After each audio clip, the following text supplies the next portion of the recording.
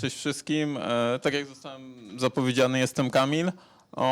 Opowiem o szybkiej analizie malware'u dla opornych. Po prostu tytuł jest tutaj akurat clickbaitowy, gdyż zostało mi powiedziane, że to się lepiej sprzeda i więcej osób przyjdzie.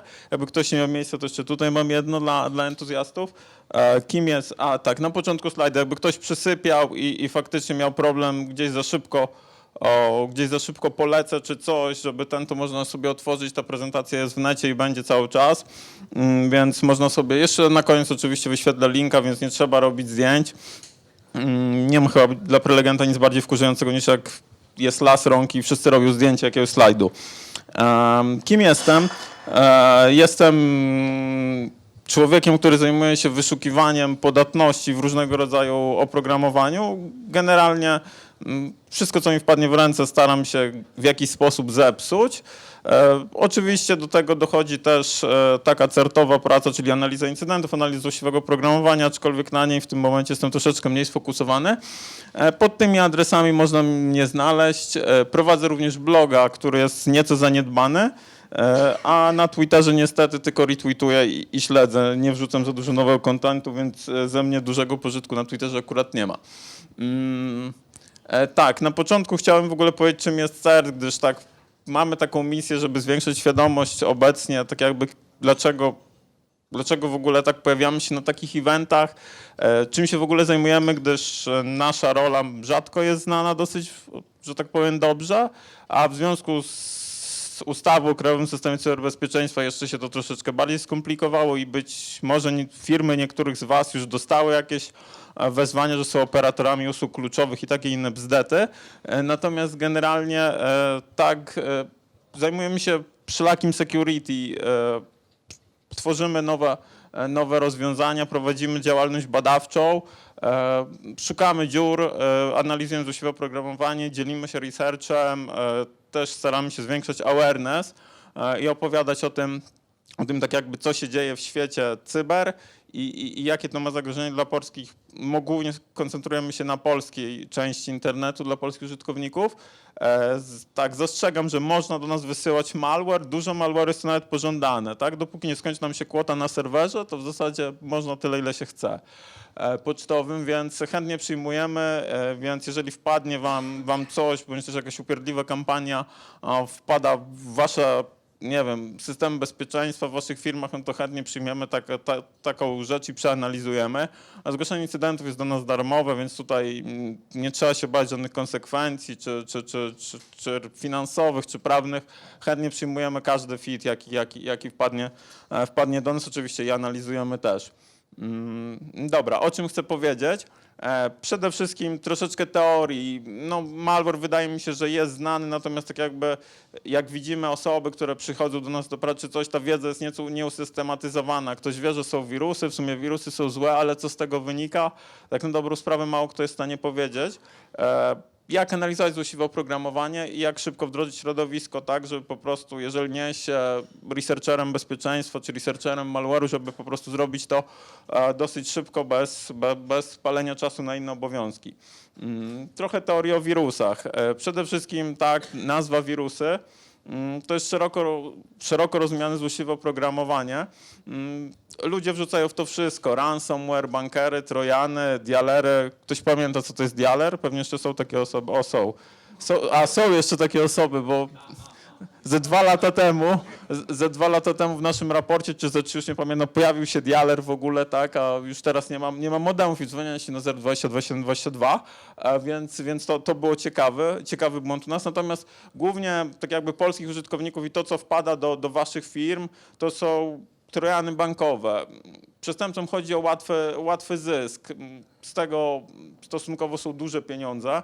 Można fajnie na tym zarobić, nawet na polskich użytkownikach. W ogóle bardzo ciekawą sprawą jest to, że Polska jest tak jakby, nie wiem jak to porównać, może na polskich użytkownikach bankowości elektronicznej przestępcy przeprowadzają crash testy. Jeżeli uda im się przeprowadzić udany proces fraudowy w Polsce, to wiedzą, że na pewno poradzą sobie w Stanach Zjednoczonych, w Wielkiej Brytanii, w Niemczech, w Kanadzie czy w Nowej Zelandii, gdyż polski sektor bankowy jest bardzo dobrze zabezpieczony na tle reszty świata i naprawdę nie mamy się czego wstydzić, gdyż no, tak jesteśmy liderami akurat bankowości elektronicznej w ogóle na świecie i bezpieczeństwa. Więc tutaj też mamy trochę, tak skromnie powiem, że mam trochę udziału też w tym. Natomiast nie odchodząc od tematu, bankery, czyli narzędzia służące do wyprowadzenia pieniędzy z kont bankowych.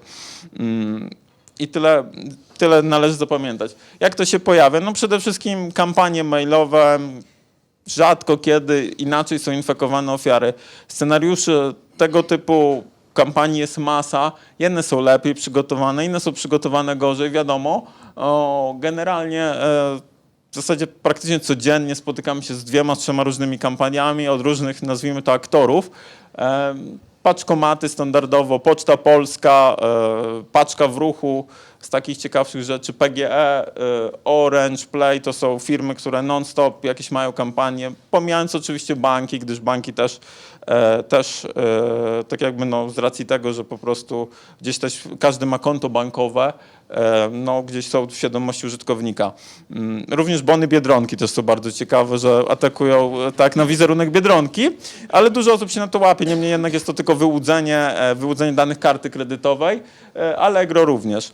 Z takich ciekawszej socjotechniki, jaka pojawiła się na przestrzeni ostatniego pół roku, to była afera w Stoczni Gdańskiej, gdzie dowody na rzekomą defraudację środków znajdowały się tutaj na ciekawych domenach, bo NSD-Stocznia.pl jest bardzo dobrą domeną, tak samo Stocznia.pl. Obydwie domeny były kontrolowane przez atakujących i po prostu te rzekome dowody na defraudację były niczym innym jak malwarem, które ofiary sobie same instalowały.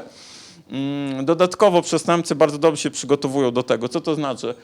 Pomijając już dobrze przygotowane profile na social media, czyli że zgadza się logo, ta narracja jest prowadzona przez jakiś czas, bo to nie jest tak, że się pojawia profil, jest afera w Stoczni Gdańskiej i tak jest jedna wiadomość i tyle na tym koncie twitterowym. Czasami ta narracja jest zbudowana przez pół roku, 3 miesiące, dopiero wtedy następuje właściwy atak.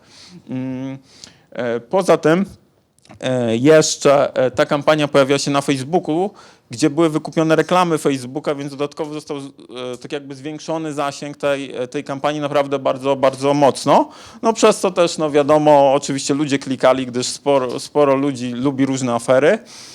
No i niestety mieliśmy dużo potwierdzonych infekcji tym rodzajem złośliwego programowania. Tutaj akurat była to jeszcze śmieszna sprawa z tego powodu, że było złośliwe oprogramowanie bankowe, które tak jakby było pierwszym etapem infekcji, a dopiero przez to złośliwe oprogramowanie przestępca szyfrował dyski ransomwarem, więc już całkowity tak jakby no, brak zrozumienia problematyki ataków na użytkowników i amatorka. Natomiast no, niestety jest dużo też amatorskich aktorów, którzy chcą po prostu no, ugryźć ten kawałek tortu należący do 2-3 największych graczy. Co dalej? Tak. Aktualizację wtyczki. Jeżeli wpadnie dokument z makrem, bądź też z kampanią, która gdzieś używa słowa klucz RODO, to na pewno jest to. Po prostu tak ze względu na RODO nie możemy ci wysłać faktury, bo RODO nie wiadomo dlaczego, musisz pobrać ją z zewnętrznego serwera. Tam jest PDF, który nie jest groźny, natomiast zawiera w sobie coś takiego, zawartość nie może zostać wyświetlona, zaktualizuj wtyczkę. Aby odszyfrować zawartość, musisz włączyć makra, akurat w pakiecie Office. Wiadomo, przez to już następuje później oczywiście właściwa infekcja. No i w zależności od tego, co przestępca tak jakby w swoim repertuarze narzędzi ma, no to tak to jest kładzione, mówiąc kolokwialnie, na komputerze ofiary. Często jest to bardzo dużo różnego typu złośliwego oprogramowania, z racji też, że przestępcy po prostu powodują wycieki kodu źródłowego tego oprogramowania i w zasadzie taki builder może sobie pobrać każdy i każdy z was może rozesłać kampanię i infekować ofiary. Do tego nie trzeba ani dużo pieniędzy, ani dużo wiedzy technicznej. W ogóle to jest bardzo ciekawa sprawa, jeszcze trochę odejdę od tematu, ale przestępcy najczęściej to nie są hakerzy, to nie są osoby mocne techniczne. Te osoby, które rozsyłają kampanię w Polsce, to są w zasadzie script kiddies, czyli osoby, które nie potrafią programować, to są osoby, które czerpią wiedzę z jakichś poradników na forach, powiedzmy czarnorynkowych, albo co gorzej jeszcze na oferie, to zresztą Adam Hertle był chyba na przedostatnim meetupie, czy na ostatnim meetupie, tak, po prostu proszą o pomoc, oferując tak 150 zł czy 250 zł za przerobienie jakiegoś software'u na ransomware.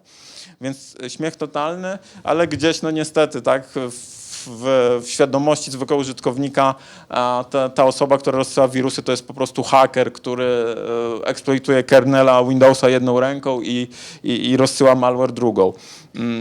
Polski tak jakby rynek bankerów jest dosyć prosty.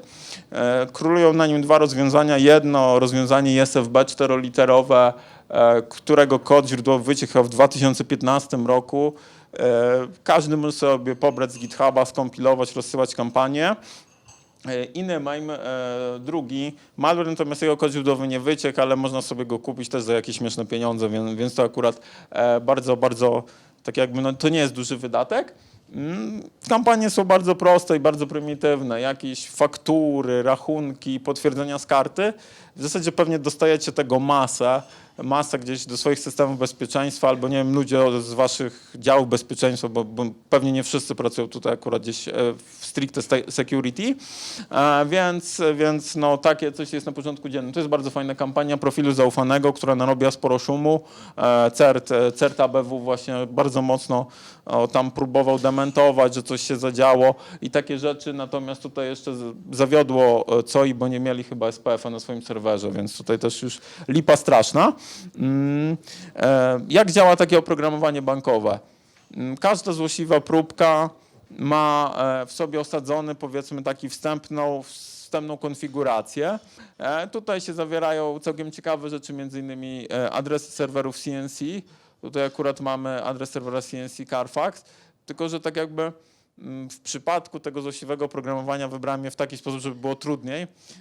To oprogramowanie fejkuje żądanie do domeny i tak jakby my widzimy, że ona łączy się do Carfaxa, natomiast pod spodem modyfikuje ruch sieciowy i łączy się gdzieś indziej. Tutaj akurat coś tam i tutaj jeszcze ten CNC. Jeszcze tutaj Scepter.com widzę też, więc fake hosty. Więc tutaj akurat to złośliwe programowanie jako jedyne robi takie sztuczki. Natomiast taką konfigurację da się już tak jakby wyciągnąć tylko i wyłącznie z próbki. Nie trzeba tak jakby uruchamiać i można to wykonać za pomocą statycznej analizy bez właśnie odpalania próbki. Ciekawszym rozwiązaniem są web injecty, które są współdzielone pomiędzy ISFB i akurat NMAME. Tutaj akurat są też nazwy banków, żeby pokazać tak jakby, że no, klienci tych banków, też Alior jest, więc tam pozdrawiam kolegę z Aliora. Generalnie sprawa jest bardzo prosta. Jak jesteśmy zainfekowani takim złośliwym oprogramowaniem, wpisujemy na przykład, nie wiem, mbank.pl, tak jakby my widzimy, że to jest mbank.pl, natomiast zawartość tej strony, to okienko, za pomocą którego przeprowadzamy interakcję, pochodzi z serwera przestępcy, który znajduje się na przykład tutaj, DSwatch. Tam jest specjalnie przygotowana strona. W tym momencie jest to w zasadzie nie do wychwycenia po stronie banku, gdyż żaden ruch do banku nie wychodzi. Tam również jest sfejkowany certyfikat SSL, więc tutaj akurat pozwala to na praktycznie, nie wiem jak to nazwać, bardzo sprawne ograbienie ofiary, bez w zasadzie nawet jej świadomości. Oczywiście, jeżeli będzie potrzebny kod SMS, to wyświetli się historyjka. Twój bank zmienia format numeru konta, podaj nam kod SMS, tam numer 1 z listy zdrabki, albo przepisz kod, tam numer X z SMS-a.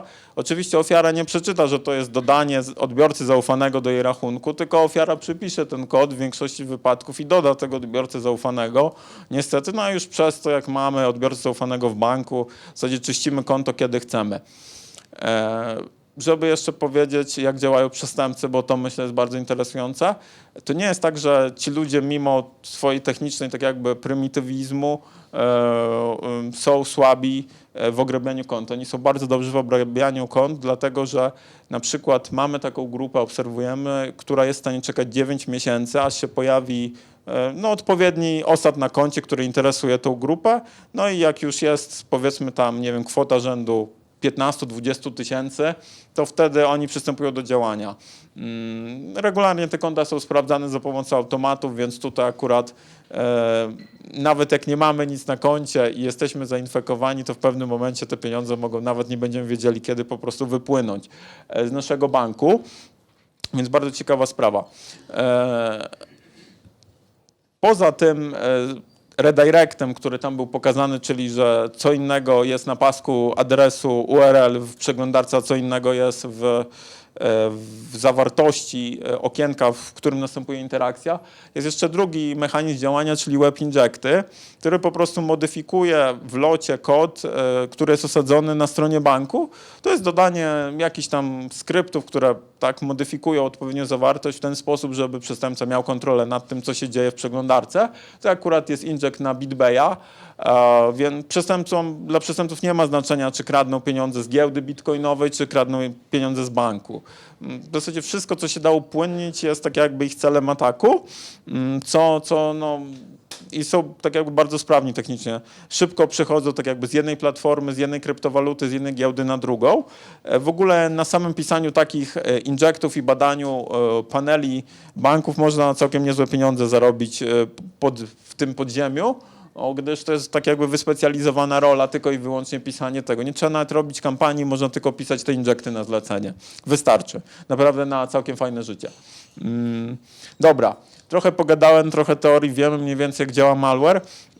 Jak zostać analitykiem malware'u? Bardzo szybko. Można wysyłać pliki do VirusTotala, tak? I to jest też całkiem spoko, z tym, że no niestety jest jeden warunek, taki, że wiemy, że pliki, które zostały wysłane do VirusTotala, tak jakby osoba mająca płatną subskrypcję może je pobrać.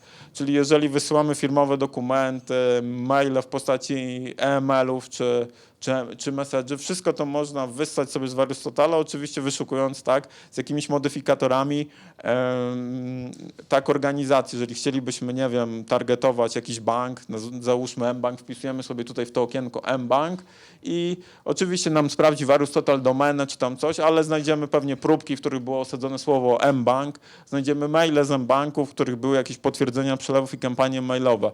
Więc warto pamiętać, jeżeli wysyłamy pliki do VirusTotala, ktoś je może pobrać, tak mając odpowiednią po prostu subskrypcję i w zasadzie można to ciągnąć do woli. Chyba płatna subskrypcja kosztuje $3000 miesięcznie, czy 3000 euro, więc w sumie na wysysanie tam, nie wiem ile teraz VirusTotal ma, ponad 25 terabajtów, to danych na pewno znajdziemy coś interesującego, co jest opłacalne, co tak jakby powiedzie się ten atak, który chcemy przeprowadzić. Więc warto pamiętać, nie wrzucajmy prywatnych plików do VirusTotala. To jest fajne dla binarek, to jest fajne dla jakichś załączników, ok, natomiast nigdy plików zawierających dane potencjalnie wrażliwe albo potencjalnie mogące narazić organizację na jakiś sposób kompromitacji. Poza tym można sobie rysować takie fajne grafy, jeszcze powiązań, więc jeżeli nawet nie my wrzucimy nasz plik zawierający jakieś dane, to może zrobić to ktoś inny, a my po prostu klikając i tam paląc takie kredyty VirusTotala, które się nazywają tam API Credit czy coś, możemy dojść po nitce do kłębka, tak jakby do takiego pliku, który nas interesuje. To jest akurat schemat kampanii chyba WannaCry'a.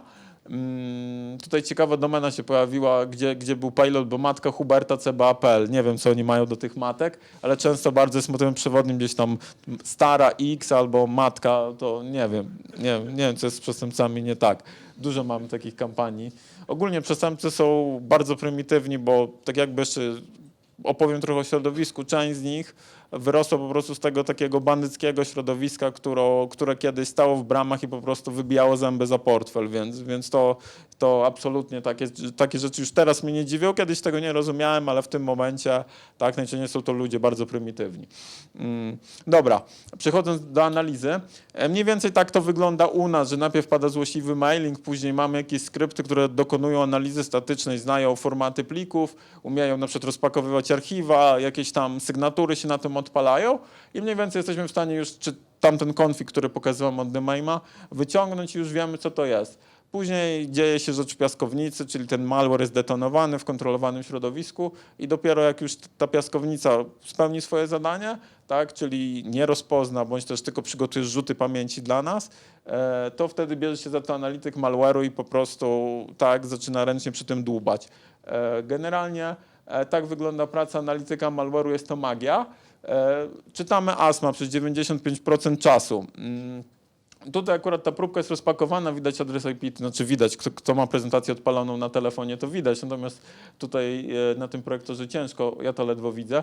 Natomiast niemniej jednak, tak jakby, żeby uzyskać powiedzmy w miarę czytelny kod, się trzeba sporo napocić, no ale tak to wygląda. Czytanie ASMA i tak jakby po nitce do kłębka kolejny raz klikamy, szukamy odpowiednich powiązań pomiędzy kodem. Oczywiście czasami próbujemy uruchomić, bo to nie jest tak, że zawsze nam się uruchomi. Dziwne modyfikatory, dziwne packery, tego typu rzeczy, tak, powodują utrudnienia w kodzie, powodują, że no niestety nie zawsze to zadziała. No a wtedy już po prostu musimy pobrudzić rączki, napisać skrypty, przygotować odpowiednie środowisko, bo czasami na przykład sandbox jest wykrywany przez to, że jest nieporządek na pulpicie, że jest więcej niż 50 plików na pulpicie, no to wtedy znaczy, że nie jest to sandbox i można się uruchomić. Są też takie ograniczenia w dropperach malware'u. Dobra, bardzo szybkie tak jakby podejście do analizy malware'u, tak, które jest dostępne, wrzucanie wszystkiego do piaskownicy. Tak, a tu jest malware dla ambitnych, czyli ręczne dłubanie już po wyciągnięciu z piaskownicy, natomiast tak jakby jeżeli ktoś nie jest analitykiem malware'u, raczej się na to nie zdobędzie, chyba że jest bardzo dużym entuzjastą, więc pozostańmy przy tej piaskownicy. Co trzeba mieć, żeby mieć w swojej organizacji fajnie działającą piaskownicę? Po pierwsze łącze GSM. To jest bardzo ważne, żeby ruch wypuszczać przez GSM-a. Dlaczego? Po pierwsze bardzo krótkie listy adresów z DHCP, więc możemy na bieżąco zmieniać IP-ki. Po drugie przestępcy, jeżeli zauważył, że obserwujemy ich infrastrukturę z jakiegoś IP-ka, no to niestety są w stanie na przykład nas zdedosować. No też niestety mieliśmy taki przypadek, zostaliśmy zdedosowani, więc tutaj trzeba uważać, gdyż no, przestępcy też badają to drugą stronę środowiska, no i są mściwi, zapamiętują, co się dzieje. Przede wszystkim też należy mieć maszynę, która jest dedykowana tylko i wyłącznie na wirtualki powiązane z malwarem, z racji tego, że no niestety wirtualizatory mają błędy, tak jak przykład niedawnego Zero Day'a w VirtualBoxie, czy jakichś innych problemów, na przykład chyba z tego co pamiętam z Hyper-V, ktoś zrobił RC za pomocą wirtualnego switcha w Hyper-V jakieś pół roku temu, więc naprawdę można się przejechać na pełnym zaufaniu do naszych hypervisorów, więc to dedykowana maszyna, która ma łącze poprzez GSM-a. No i to już taka higiena przy zakończeniu analizy ręcznej, trzeba przywracać na przodach, gdyż przestępcy poza tym, że kradną pieniądze z konta, jeszcze zbierają dane. I również mieliśmy ciekawy przykład, że ofiara została zainfekowana malwarem chyba w Monie, chyba tak. I dane, które wyciekły z tej stacji roboczej, to nie była stacja jakiejś w tej tajnej sieci Milnet czy Milvan, jakoś tak, ale w każdym razie te dane wyciekły i została przeprowadzona za pomocą tych danych kampania dezinformacyjna, która stwierdzała, że w Polsce są oficerowie amerykańskiego programu PRISM, który szpieguje obywateli, gdzieś tam wysyła dane do USA. Znaczy w dobie fake newsów i z racji tego, że większość aktorów na polskim rynku kradących pieniądze jest pochodzenia jednak rosyjskiego, którzy wiemy, że mają konotacje służbami, no to jednak te dane mimo wszystko, tak nieważne czy się uda obrobić ofiarę czy nie, jeżeli te dane są interesujące, to przestępcy je wykorzystają w taki bądź też inny sposób. Mogą po prostu zostać sprzedane, a już komu nie wiadomo.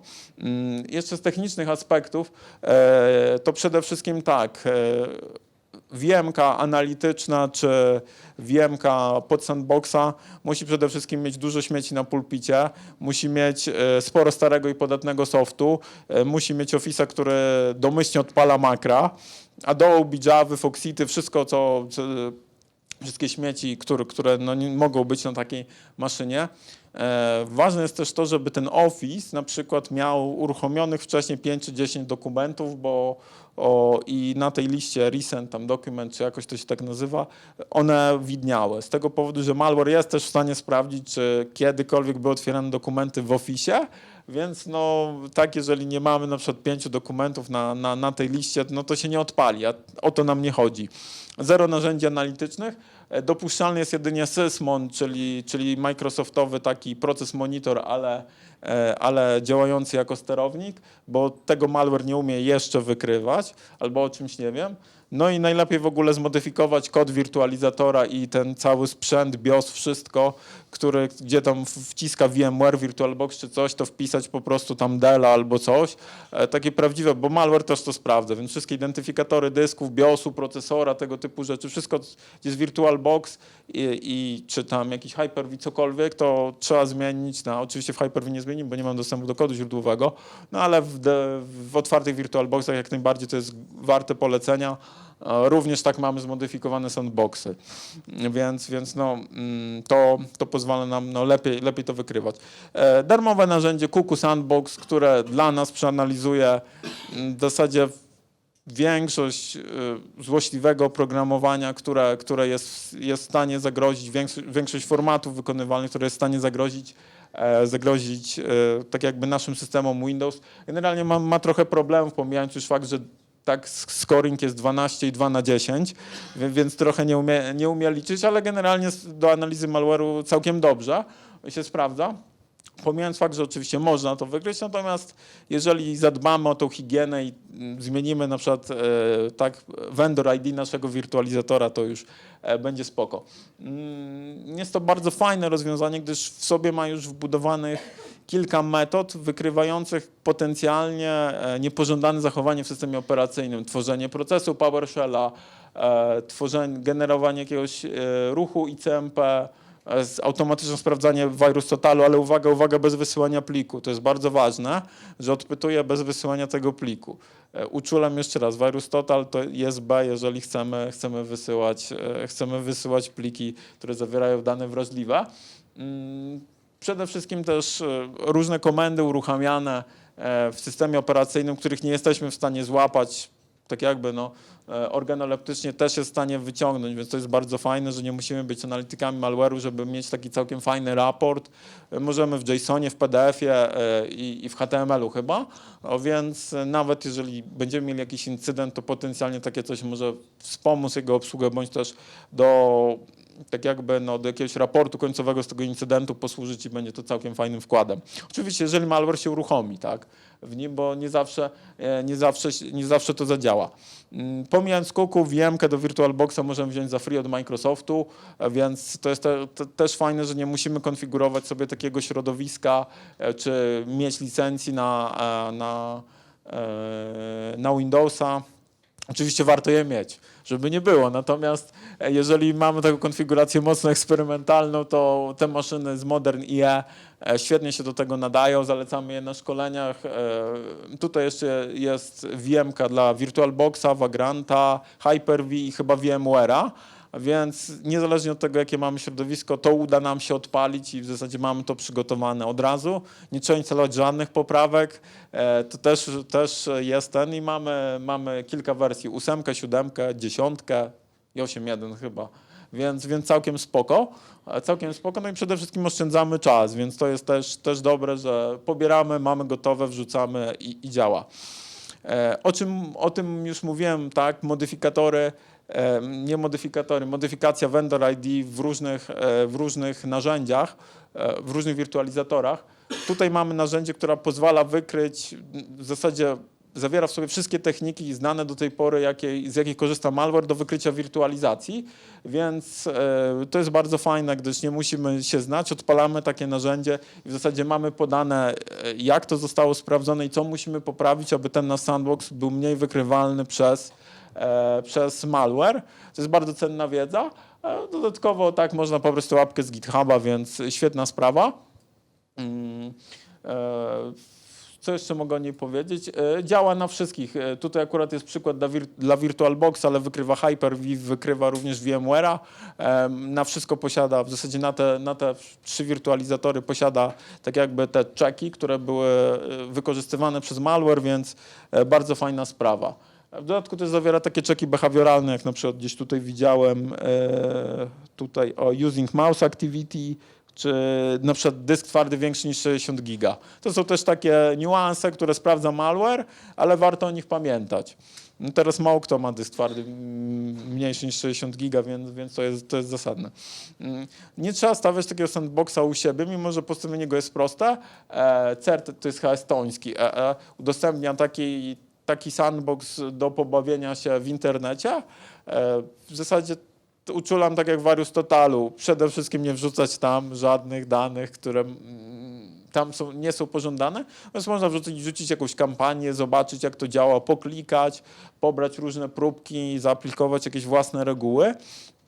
Działa to fajnie, dosyć duża responsywność, bo ten serwer ma olbrzymią ilość RAMu, procesorów i storage'u, więc całkiem to fajnie działa. Jest tam wszystko wyświetlone. Bardzo polecam się pobawić, żeby zobaczyć, czy faktycznie ma to sens w naszej organizacji, czy chcemy z tego korzystać. No tak, wiem, zaraz pizza, to znaczy nie wiem, Monika mi nic nie pokazuje, a się obudziła. Nie, śmieję się, bo to jest akurat drugi wstęp żeby przykuć uwagę. Bo prowadziłem wiele szkoleń, więc wiem doskonale, że ludzie już śpią w połowie, w 3/4. Jak ambitnie przeprowadzić analizę złośliwego programowania. Przede wszystkim warto mieć taką maszynę wirtualną do detonacji złośliwego oprogramowania. Linuxowe proxy, na którym wystawimy jakieś usługi potencjalnie, które malware chce albo atakować, albo po prostu musimy wystawić serwer DNS i odpytać się o domenę onet.pl. To ja akurat strzelam z głowy, ale żaden malware chyba poza naszym szkoleniem nie pytał się o onet. No i wyjście na świat, no to tak jak już mówiłem, przez GSM-a.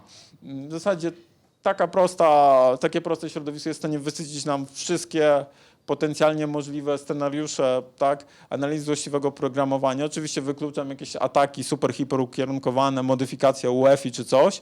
Natomiast taki zwyczajny malware i mniej zwyczajny jak NEMA im na przykład śmiało jesteśmy w stanie za pomocą takiego środowiska skonfigurować. Powiem jeszcze o paru projektach, które mogą wspomóc na przykład konfigurację takiego środowiska. Przede wszystkim bardzo fajny skrypt PowerShellowy od FireEye'a, który postawi nam taką maszynę wirtualną, w zasadzie wystarczy odpalić PowerShellu. No niestety trzeba podnieść uprawnienia, więc tutaj warto przeanalizować ten skrypt PowerShella, zanim się go odpali. Przygotuje nam w pełni tą maszynę z narzędziami analitycznymi, ze wszystkimi jakimiś sygnaturami, które są dostępne za darmo. Też kod jest na GitHubie, więc polecam się zapoznać z tego typu rozwiązaniem. Jest ciekawe, akurat z niego jeszcze nie korzystałem, bo mam swoją customową konfigurację, ale jest naprawdę bardzo sensownie zrobione. Przynajmniej z tego, co czytałem dzisiaj, jak robiłem slajdy. PStudio to jest taka bardzo pobieżna, statyczna analiza, ale jest bardzo fajna, gdyż zawiera w sobie też mechanizm, tak jak Pafish zawierał mechanizm wykrywania technik wirtualizacji, tak samo tutaj mamy potencjalne heurystyki związane z analizą statyczną, np. wygas certyfikat, binarka używa jakichś funkcji sieciowych, tego typu rzeczy. Też pyta się Various Total, ale nie wysyła binarki, to ważne. Zawiera jakieś różne rzeczy, które są tak wykorzystywane przez złośliwe oprogramowanie. Warto sobie to zainstalować. Rozwijane narzędzie, całkiem fajne. Da się również je oskryptować, generuje raporty w JSONie, więc jakby ktoś po prostu potrzebuje jakiegoś rozbudowanego raportowania, to na pewno tutaj to znajdzie. Sporo da się za pomocą tego narzędzia wyciągnąć z binarki. Więc też polecam, jeżeli ktoś tak jakby chce tylko na początku dotknąć, co to jest, i w zasadzie tak spojrzeć, czy to jest złe, czy to jest dobre. Jeżeli jest złe, no to wyrzucić, a jeżeli dobre, to przepuścić dalej. Do tego ten program się nadaje. Troszeczkę bardziej zaawansowany, ale myślę, że część osób się spotkała w pudełkach. Na pewno ma to FireEye, na pewno ma to Palo Alto. Kto jeszcze z takich większych graczy to ma? Nie wiem, ale generalnie wszelakie pudełka sieciowe na pewno zawierają w sobie Jarę. Już pomijając fakty i bezpieczeństwa i jakichś tam problemów z bezpieczeństwem tego typu oprogramowania, warto pamiętać, że oprogramowanie security też ma błędy. Często one są dużo bardziej karygodne niż w zwyczajnym softie, więc tutaj akurat branża bezpieczeństwa nie różni się niczym, a wręcz nawet jest gorzej niż w zwyczajnym developmencie software'u, a to już nie jest ważne, to tym kiedy indziej. Natomiast można sobie bardzo prosto pisać reguły. Te reguły wydają się skomplikowane, natomiast one są prymitywne i całkiem proste. To są po prostu wzorce bajtowe. za pomocą których możemy wyszukiwać jakieś mechanizmy w kodzie. Oczywiście to już na pewnym poziomie zaawansowania. Niemniej jednak takie reguły można przypiąć również do ruchu sieciowego, więc jeżeli mamy jakiś pattern i wiemy, że on się pojawia w naszym ruchu sieciowym, to również za pomocą tych pudełek, o których wcześniej powiedziałem, można to zaaplikować u siebie, no i zobaczyć, jakie są tego efekty. Jest to bardzo fajne rozwiązanie, korzystamy z niego na co dzień.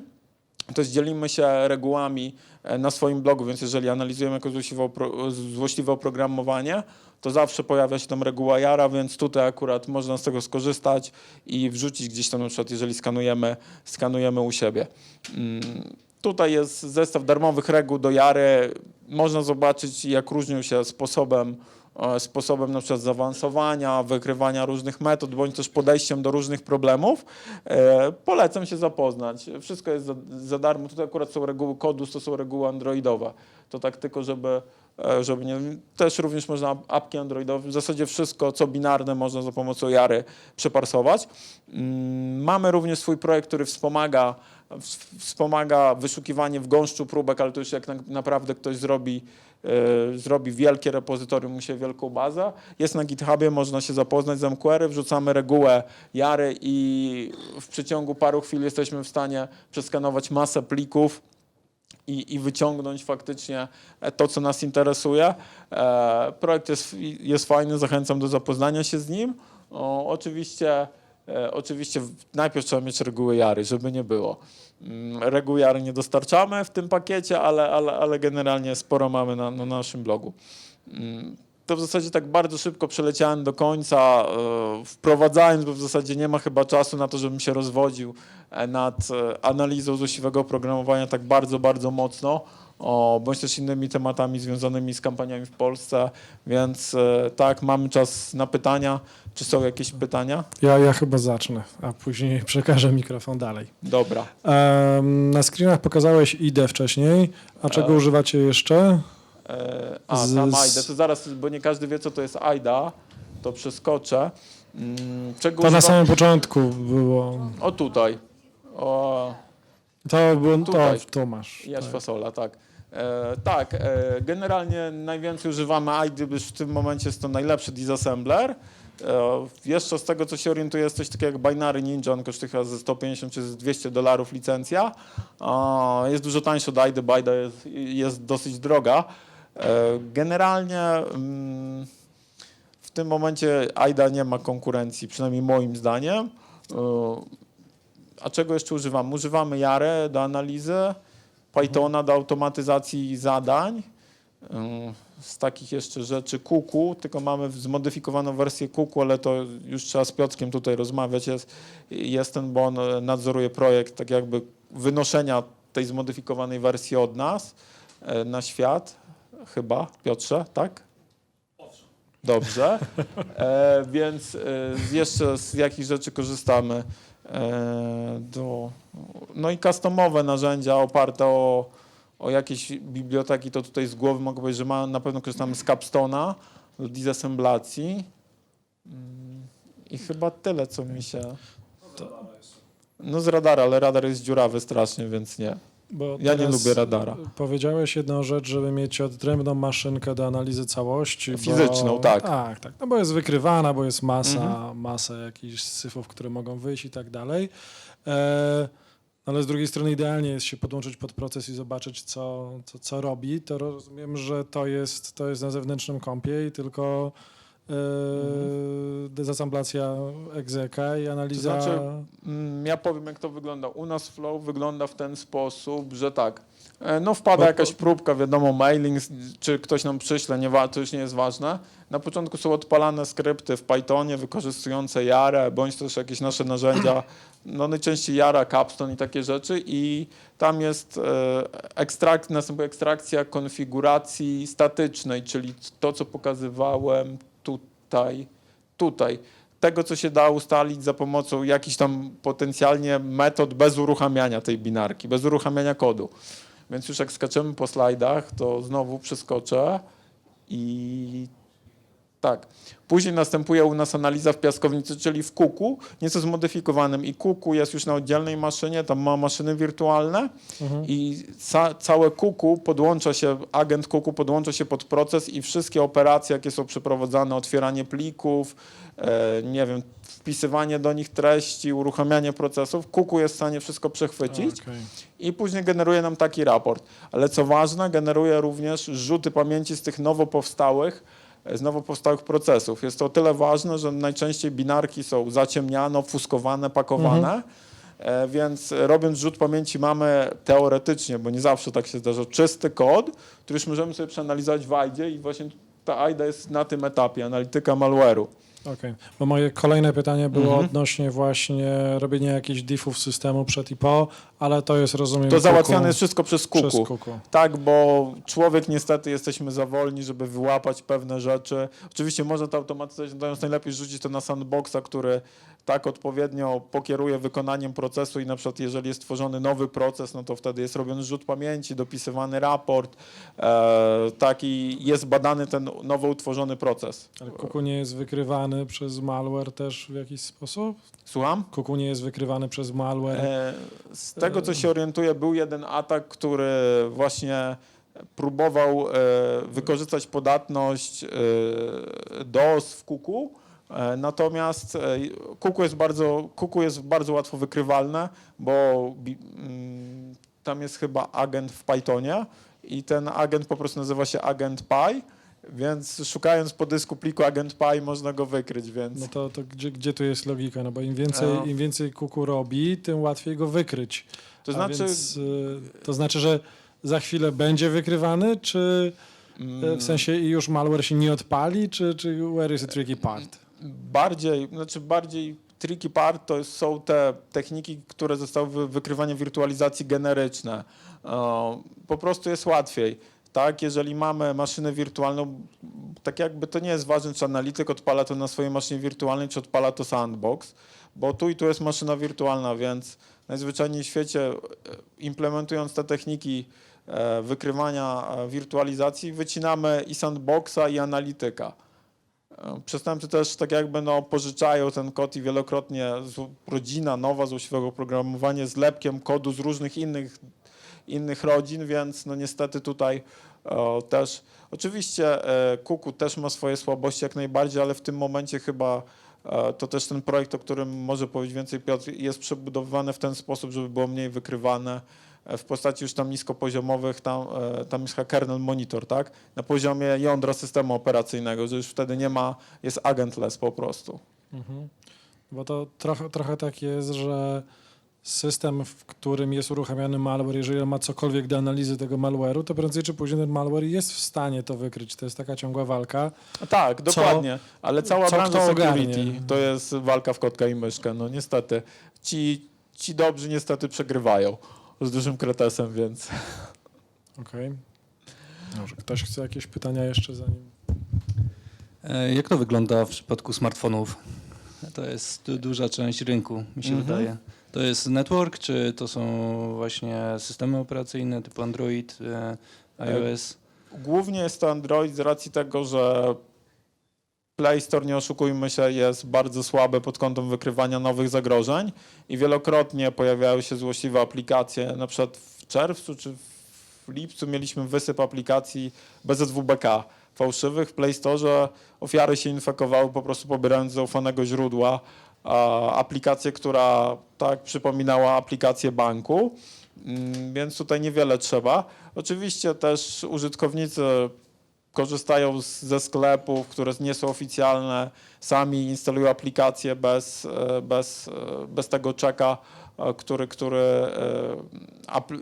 instalacja aplikacji z niezaufanych źródeł bez tego czeka. Również użytkownicy są w stanie być na tyle tak jakby rozgarnięci, że przyznają wszystkie uprawnienia, przyznają administratora na urządzeniu, więc tutaj dalej po prostu tak w tym momencie najsłabszym ogniwem jest jednak człowiek dalej. No ale istnieją przecież zero day'e, prawda? Oczywiście istnieją zero day, nawet taka organizacja jak Citizen Lab wydała raport o wykorzystaniu malware'u Pegasus na iOS-y i Androidy, właśnie które wykorzystują Zero Day i prawdopodobnie jedna z 3-literowych służb polskich kupiła takie oprogramowanie i no, gdzieś tam śledzi w trybie operacyjnym ofiary, które gdzieś tam są związane z obszarem działalności danej służby. A zaawansowanie detekcji takich podatności, jest środowisko do analizy, jest to wykorzystywane? Znaczy, was? nie analizujemy, nie szukamy podatności w Androidzie i w iOSie. Znaczy, w iOSie pośrednio szukamy z racji tego, że iOS jest mocno powiązany z silnikiem WebKit, który tak jak napędza też macOSa i jeszcze WebKit GTK chyba jest taka przeglądarka, więc można bardzo łatwo odpalić sobie tak jakby dużą część środowiska iOSa, która jest oparta na WebKicie, właśnie na zwykłym komputerze z Linuxem i na przykład sfazować, czy zrobić jakiś code review. To nie jest żaden problem, bo kod jest dostępny. Więc tutaj pośrednio w iOSie tak. Sam mam parę błędów w WebKicie znalezionych. W tej chwili jeden też procesuję właśnie z zespołem WebKita Security, ale generalnie Androida nie szukamy błędów, natomiast mamy sandboxa androidowego, takie Kuku Android, też jest taki projekt i faktycznie też również analizujemy malware androidowy. Po prostu też tego jest dużo. Ktoś jeszcze A tam z pytania? tyłu ktoś tam macha. Dobrze, idę do tyłu. Cześć, Kamil z Polkodu. Takie pytanie z punktu widzenia klienta Windowsowego. Mamy taki case. Przychodzi nam mail z załącznikiem, powiedzmy w RARze w zipie, ściągamy go, rozpakowujemy go, widzimy egzeka, nie odpalamy. Czy jest faktyczna możliwość, że przy samym rozpakowaniu możemy się zainfekować tym plikiem, czy musimy faktycznie go odpalić? Zawsze jest możliwość. W ogóle teraz, nie wiem jak ta firma się nazywa, kiedyś to był WPN Security, a teraz chyba Zerodium czy jakoś tak, płaci chyba $1,5 miliona za właśnie clickless, eksploitację bez klikania systemu operacyjnego, więc oczywiście się da. Natomiast tak jakby to są rzadkie przypadki bardzo i ja nie słyszałem osobiście, żeby jakaś kampania infekowała ofiarę tylko i wyłącznie po rozpakowaniu takiego załącznika, natomiast no nie oszukujmy się, na tym etapie już na tyle systemy antywirusowe są mądre, że są w stanie rozpakować sobie gdzieś wewnętrznie RARa, zipa, 7zipa i po prostu sprawdzić, co tam się znajduje, o ile nie jest zahasłowane oczywiście, tak? I wyciąć to zagrożenie jeszcze przed rozpakowaniem, więc tutaj to trzeba no, bardzo dużo szczęścia mieć, żeby na coś takiego się natknąć, ale oczywiście jest to możliwe.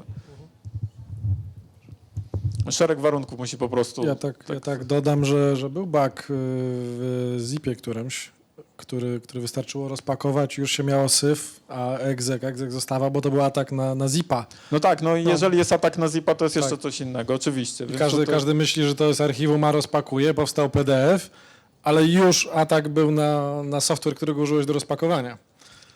No tak. Gdzieś dalej widziałem ręce z pytaniami. Cześć, ja chciałem się zapytać, jak wygląda tak z poziomu takiego życia, na przykład jak my, admini, tak, znajdujemy jakieś dziwny malware czy coś, tak wysyłamy do was i teraz jakie są możliwości na przykład waszej reakcji, że tak jak pokazywałeś tam na Facebooku, było przykładowo ten post, że reklamowali się, tak, malware reklamowali na Facebooku.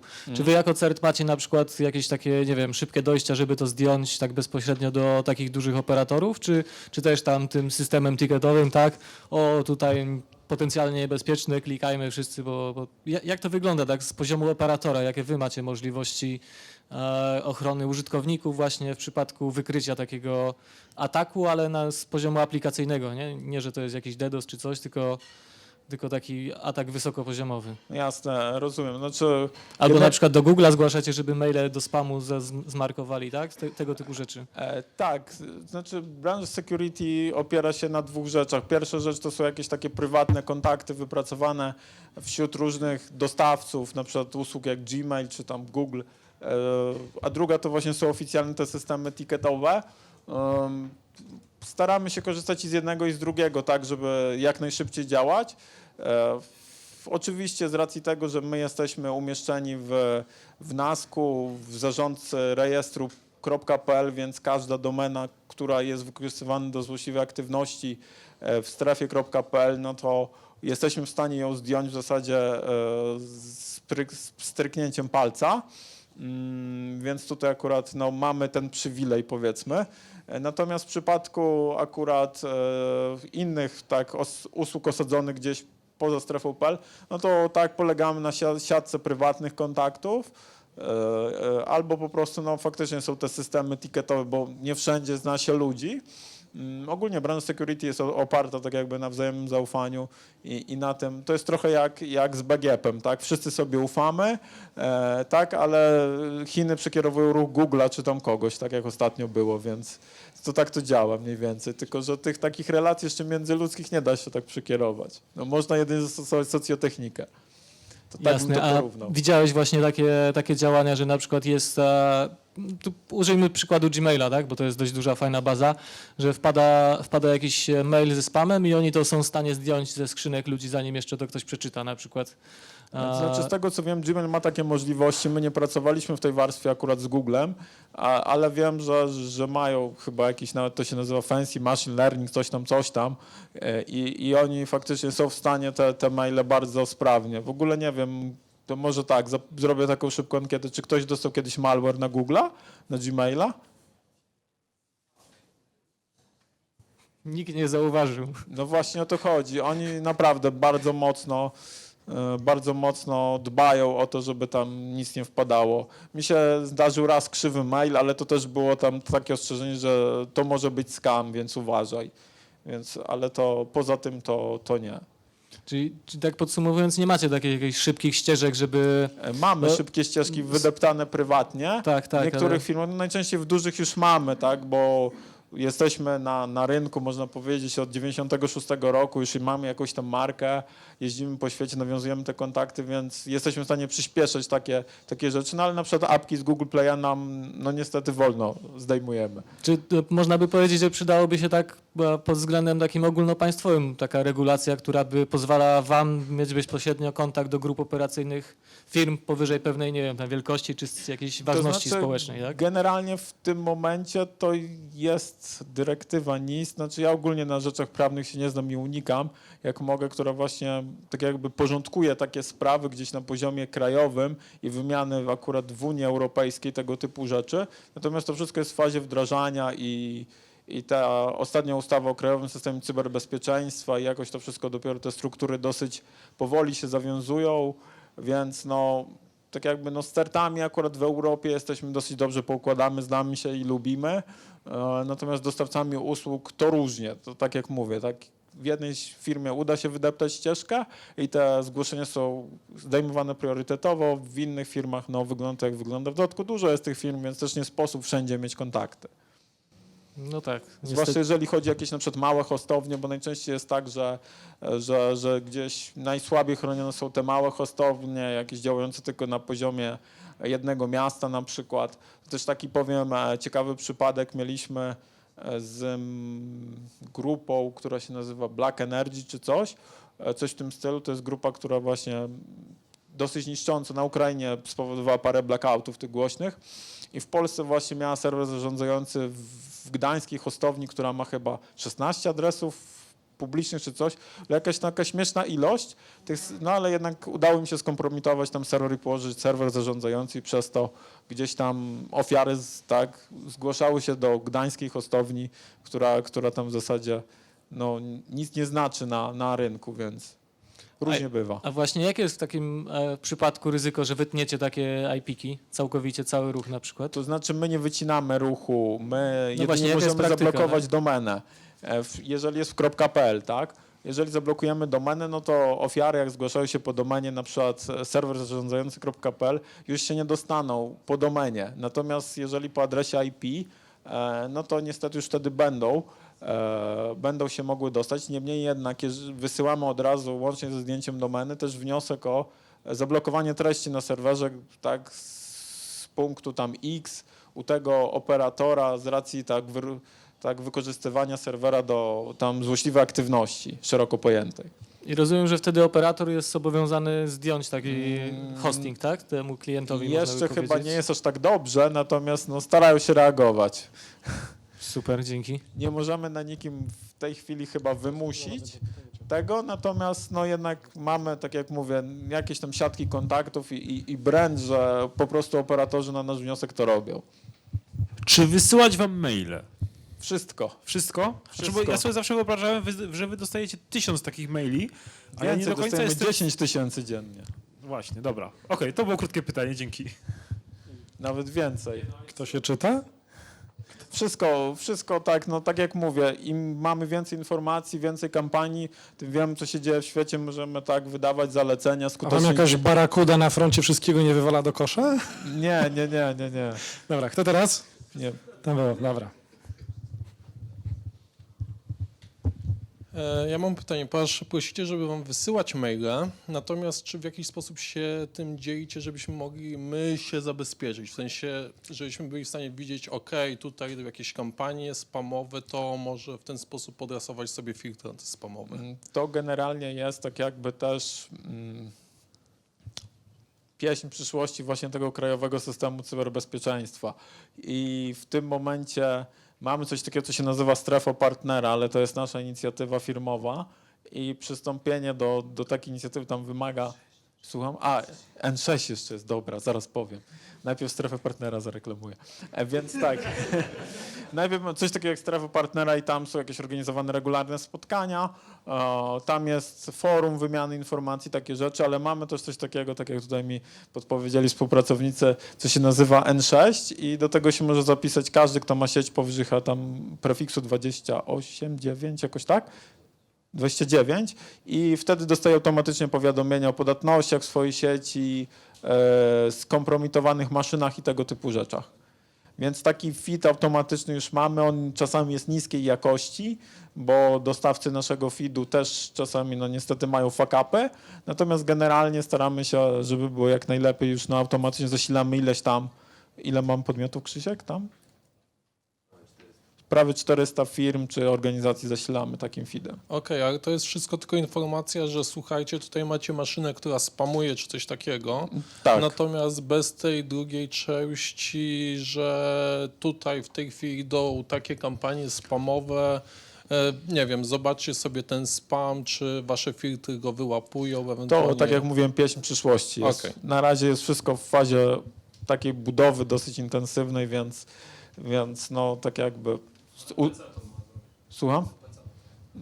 No zobaczymy, tak? To jeszcze trochę czasu i trochę wody w Wiśle. Musi... Ten się dostaje feedy o serwerach CNC, także może sobie dopisać do blacklisty wszystkie serwery CNC, które my znamy, są w N6, dostaje każdy. No to czyli jednak coś jest.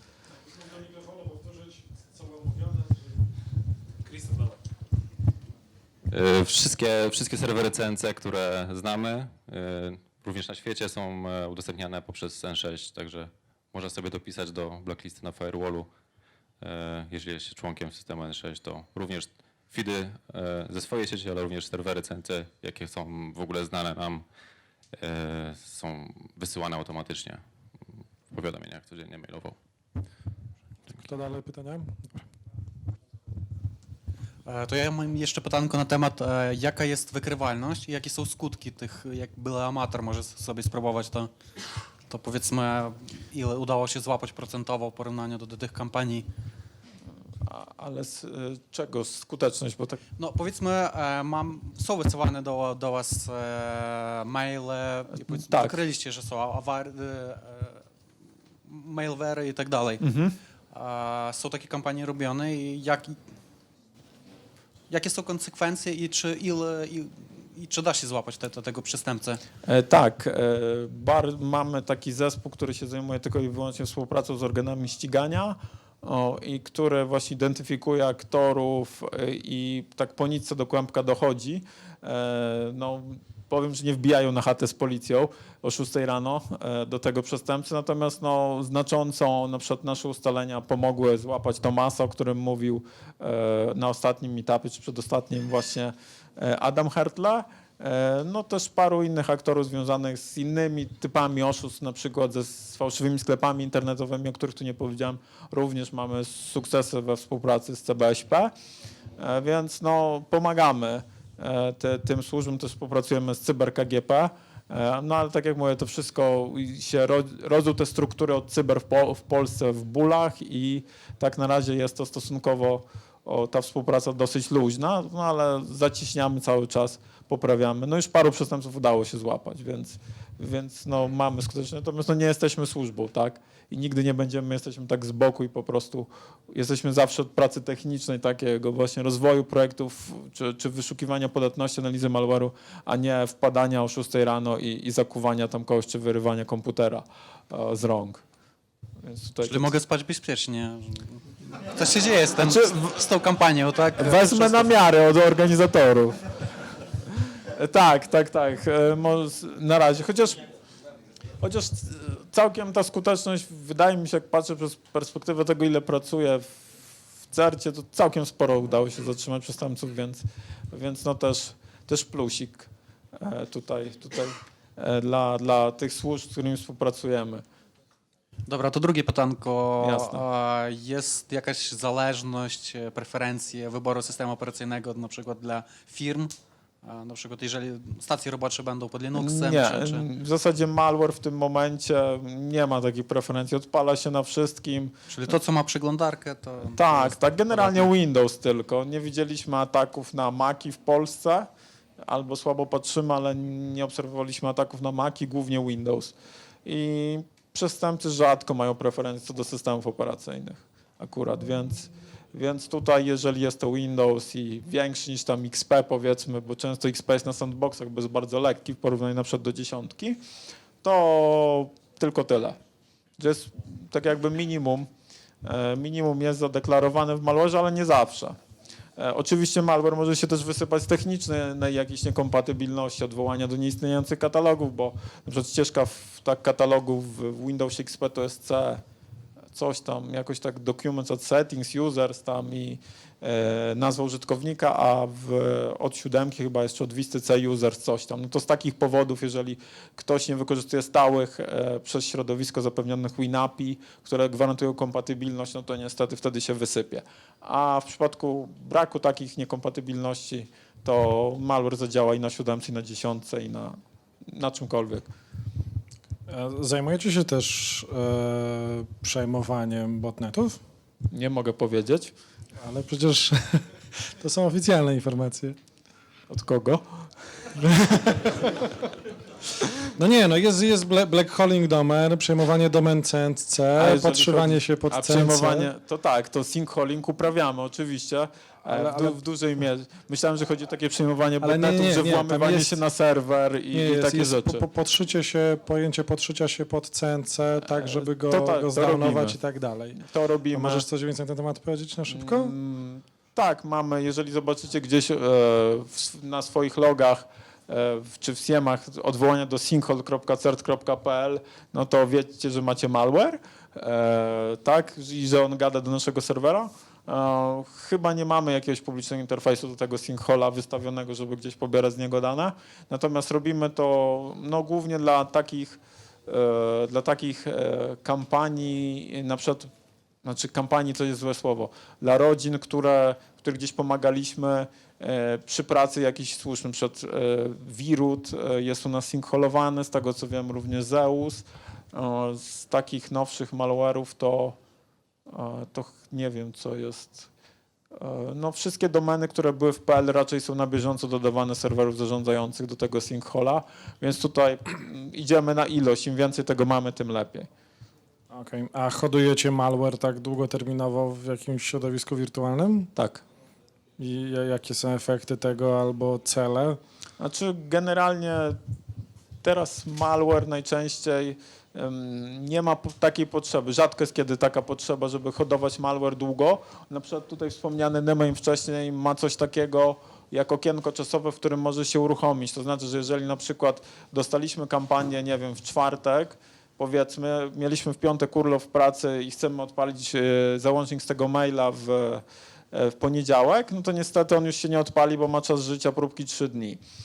Więc czasami ten po prostu, tak jakby inkubacja długoterminowa ma sens w przypadku botnetów spamowych, które no najczęściej, tak jak sama nazwa mówi, wysyłają maile i kopią kryptowaluty. W przypadku innych rodzajów złośliwego oprogramowania coraz rzadziej, wydaje mi się. A to w przypadku takich koparek pozwolicie im na przykład kopać się weekend na waszym hardwareze? Znaczy ten hardware jest na tyle słaby, że po prostu będzie tyle, co kot napłakał. Chyba więcej zażre prądu, no ale to już mamy w koszty wrzucone, więc... No ale to wasz prąd, a nie ich, no a więc to... No tak, ale nie. Chociaż też koparki już stosunkowo rzadko się zdarzają. Kiedyś była fala koparek odpalanych na przejętych stronach internetowych w JS-ie. Teraz już tego nie ma. Nie wiem, jak to się nazywa. CoinHive? Nie wiem, już nie pamiętam. Ktoś jeszcze jakieś pytania? To jeszcze tutaj. Nigdy tylu pytań nie miałem na sesji. Naprawdę jestem pod wielkim wrażeniem. Zawsze tylko cisza i wszyscy się rozchodzą. Więc To może tak, tak, to przez pizzę i piwo na pewno. to za chwilę. Może tak na rozluźnienie. Sztuczna inteligencja, czy jakiś udział w malware'ze, czy to jeszcze spora przyszłość? Znaczy miałem prezentację na ten temat na tegorocznym Securze. Pewnie będzie na YouTubie za jakieś pół roku, zanim to obrobią i będzie to zdatne do użytku. Natomiast generalnie w przypadku złośliwego oprogramowania i machine learningu to są dwa problemy. Pierwszy problem jest taki, jeżeli machine learning zostanie osadzony w próbce złośliwego oprogramowania i będzie realizował jego logikę, to wtedy no niestety analitycy malware'u położył się kompletnie, przynajmniej większość z racji tego, że mało kto... Już nie mogę mówić? Dokończyć oczywiście możesz. A, spoko. Dobra, to analitycy malware'u niestety się wyłożą, gdyż mało kto rozumie machine learning i się uczy. Znaczy to jest taki buzzword teraz, no i niestety po prostu sprzedaje się za grubą kasę jakieś rozwiązania, które coś tam mają związane z machine learningiem. Natomiast w perspektywie takiego zbierania wiedzy na temat analizy rozwiązań machine learningu i tego, jak działa sieć neuronowa i takie rzeczy, to może być duży problem. W przypadku mechanizmów, to ja później podam link do prezentacji, bo ona jest w internecie, więc można sobie obejrzeć tam zagrożenia i tego typu rzeczy. W przypadku akurat wykrywania malware'u za pomocą machine learningu, to w zasadzie ze skutecznością 99,7% można taki malware wykrywać za pomocą właśnie patternów. To spoko, jest dużo prac naukowych na ten temat, artykułów naukowych na ten temat, więc polecam poczytać. Nawet Microsoft w 2015 albo 2016 roku, chyba w 2015 organizował takie zawody wykrywania malware'u właśnie na platformie Kaggle, chyba tak. I tam można poczytać write-upy, jak podchodzili do tego ludzie i jak to robił. Bardzo fajnie da się to robić, więc i to w 2015 roku już było 99,7%. No teraz w zasadzie pewnie w związku z przyrostem mocy na kartach graficznych można to robić jeszcze lepiej. Tylko, że to jest kosztowne, bo czytałem takie badania NVIDII, bo tam jest bardzo dobrze rozwinięty research właśnie sztucznej inteligencji, to wytrenowanie właśnie modelu do rozpoznawania po samym nagłówku formatu wykonywalnego Windowsowego, to jest 3 miesiące pracy sprzętu za kilkanaście milionów dolarów. Ciągłe 3 miesiące pracy, tylko że wtedy no, skuteczność faktycznie była bardzo wysoka, tam rzędu właśnie tam 98-9%, co już jest dosyć akceptowalne. Tak, więc jeszcze tak, to podam tą preskę później, to proszę się skontaktować ze mną. Ostatnie pytanie, ale ostatnie. To muszę zrobić zdania łączone, ale interesuje mnie jedna rzecz, bo mówiłeś, że nie ma na Maca żadnych malware'ów, więc pytanie, czy Malware widziałeś... na Maca jest, ale nie ma go w Polsce. Tak, czy widziałeś na Linuxy coś? I właściwie takie, co mnie najbardziej ciekawi, jaka jest taka w stosunku przestępców, taka ich, nazwijmy to, płodność, tak? Czyli w tym sensie, ile przez ten swój okres przestępczości są w stanie wyprodukować per osoba, nie wiem, kontentu. Czy to jest grupa taka w Polsce 10-osobowa, 100-osobowa, która to robi wszystko, czy może 3 osoby, tak? No i znowu pytanie na pół godziny. To w takim razie to w kuluarach, tak? To ten Linux jest dużym zagrożeniem Jest w malware Polsce? na Linux, są nawet publicznie dostępne sandboxy, które łapią takie złośliwe próbki najczęściej. Znaczy my nie otrzymujemy zgłoszeń, raczej gdzieś to tam wpada do nas z boku. stosunek tego malware'u na przykład do malware'u, który atakuje urządzenia IoT jest dosyć niski. Często jest to po prostu cross-compiling jednego malware'u na inną platformę, na przykład na jakiegoś ARMA czy MIPS-a.